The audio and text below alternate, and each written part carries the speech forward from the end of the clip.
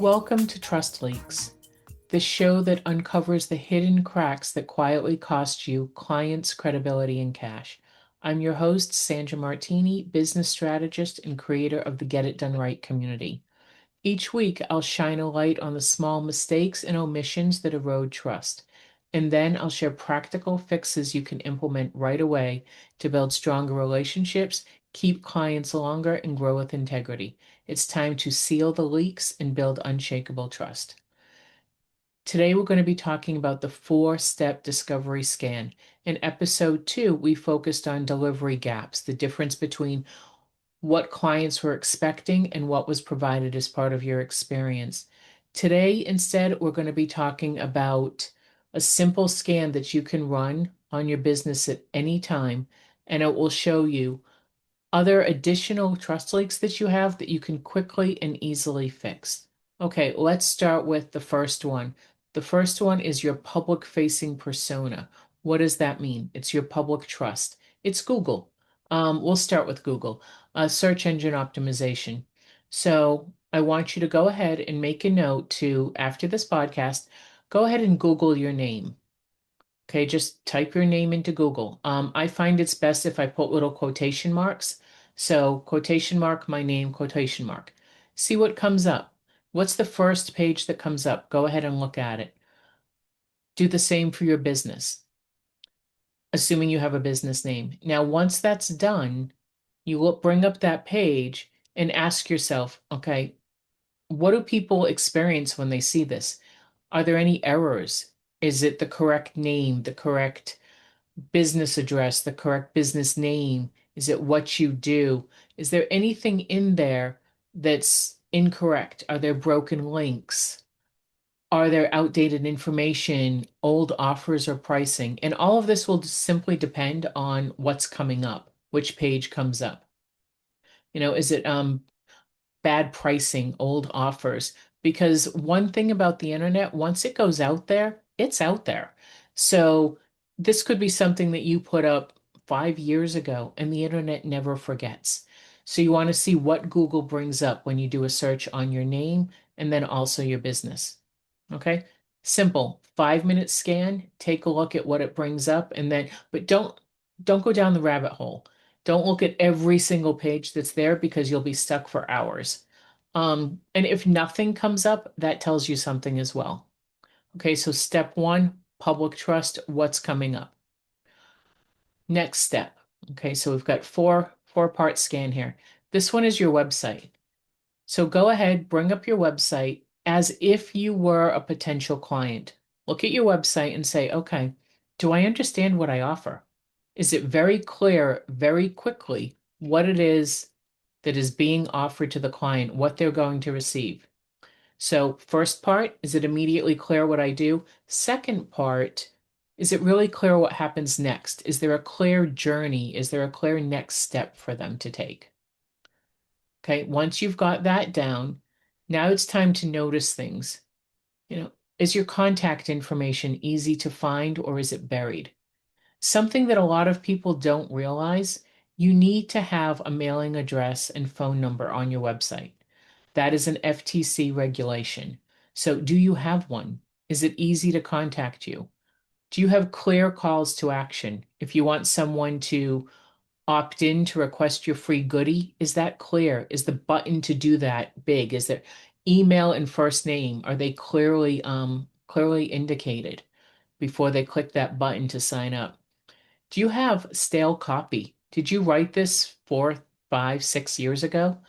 And now you just haven't updated it, so it feels very early 2000-ish or 2020. Are you still referring to COVID and what your company is doing for COVID policies? Make sure the copy is fresh, not stale. Second, or third, fourth, do you have mismatched promises?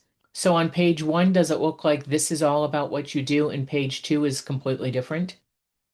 Do they look at it and say, huh, I wonder if this business even knows what business it's in? All of these leak trust. They erode trust even before you've had a conversation or a connection with somebody.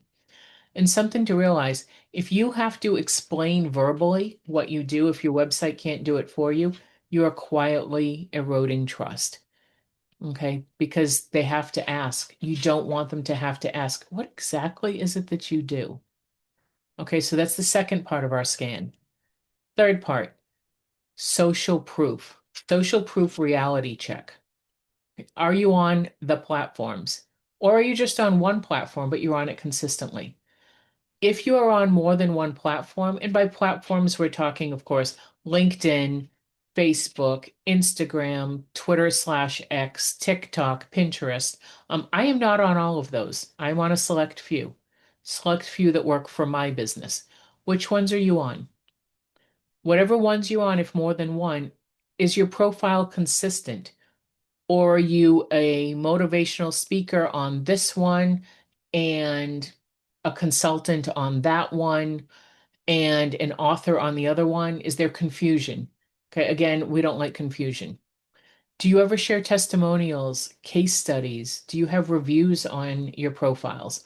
All of these things build your credibility, and without them, again, nothing needs to be said, but quietly in the back of the mind, like we talked about in an earlier episode, it can kind of erode that trust. It's like, you know, something I like to say here is that silence creates doubt, even if your clients are happy. So get some reviews, even if you have Google reviews, um, Google reviews that you can bring over to your website and put those in, or that you can bring over to your social media profiles. Okay, nothing long, nothing complicated, very simple. Okay, the fourth part of our scan, communication snapshot. What does that mean? If someone reached out to you today, what would they experience? Now let's pretend today is a bad day, a really, really bad day. So in my day today, my keyboard died, my monitor just went away. Not a good day. What would be someone's experience if they reached out to me today? Okay. On a bad day, it should be just as great as on your best day. So how do you do that? Okay, think through response time. If someone emails you, what type of response do they get? Is it 24 hours? Is it 72? Is it they never hear from you? And if you have limited email checking time, totally fine. Just note that in your email. Set up an autoresponder. I have a client who's, when you send him an email, you get an autoresponder that says he only checks emails on this day and this day. Whether you like it or not, the expectation is there. And that's perfect. That's exactly what we want. If they're going through your website or they DM you, is there clarity of what the next step is? So if they go through your website and they sign up for your free goodie, do they immediately get the goodie? And do they get whatever the next steps are? For example, follow me on Instagram, connect with me on LinkedIn, whatever it happens to be. Or since you've got the goodie, FYI, you'll also be getting my weekly article update. I typically publish on Tuesdays or Thursdays. Create that next step, kind of give them that little, this is what's happening next. So they're like, oh, okay. And when it comes, it's not a surprise. There are good surprises and they're not so good. We don't want people new to us being surprised. Read through the tone. Is it professional or is it short? Is it curt? Sometimes we can be pretty brief in what we write. And because it's just written, it can come across a whole bunch of different ways. We don't know what mood the person reading this is in, so you want to make sure that anything you're doing is just upbeat and crystal, crystal clear. Is everything professional? I recently got a financial newsletter from a very, very well-known author and financial guru in the world. And I'm reading it. It was great.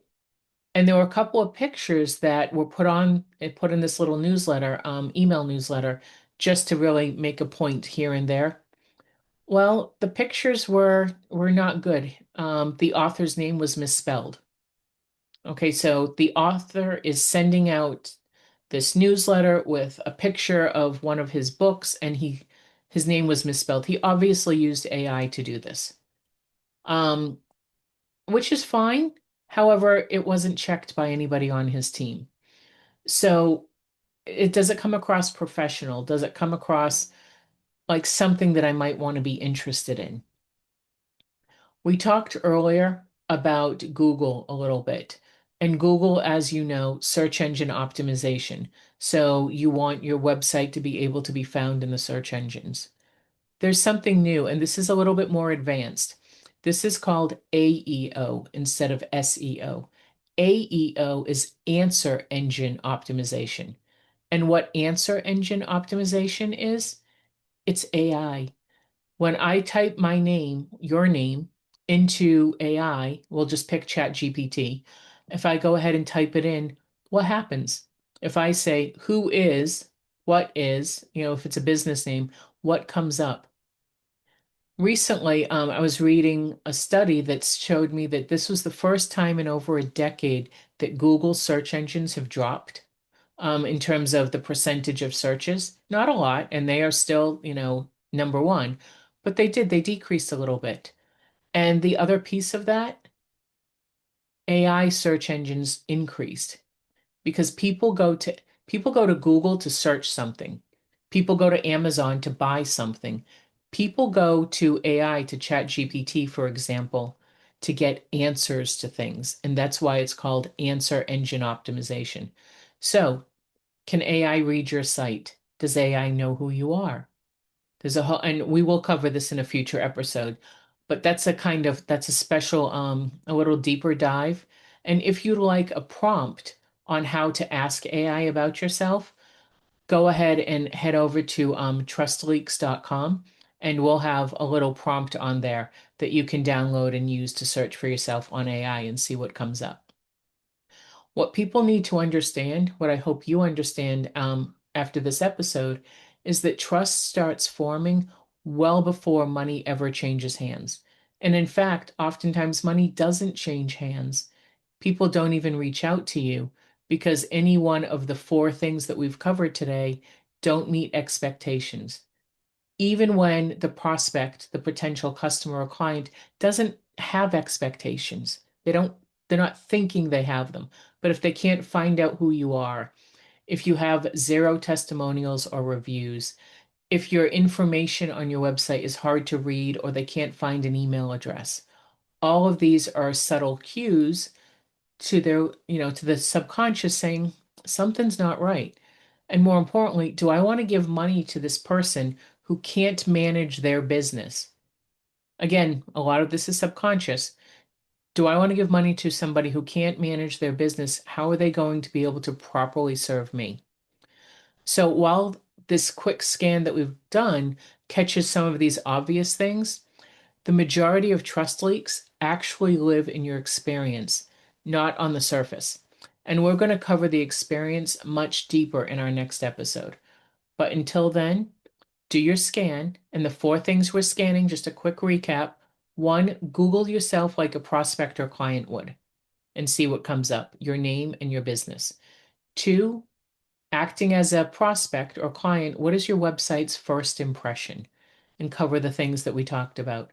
Three, if I go from the Google search over to your website and I have a picture of you, and then I click onto one of the social media icons on your website and I go there, do they match? Are things consistent? Is your profile consistent? Is what you say you do consistent? Is even the tone consistent? A lot of people outsource their social media, and then there's this disconnect. So we want to make sure everything is consistent. And then four, if someone reached out to you today, what would they experience? How would it be? What's the response time? So go ahead, check those four things, and I'll be back with you next week with going a deeper dive into the experience and where the disconnects happen there. If you like today's episode, if you want to receive more, please follow or subscribe. We'd love to get a rating from you on Apple, Spotify, all the platforms. All right, I look forward to speaking with you next episode. Until then, plug those leaks, get the lift. Take care.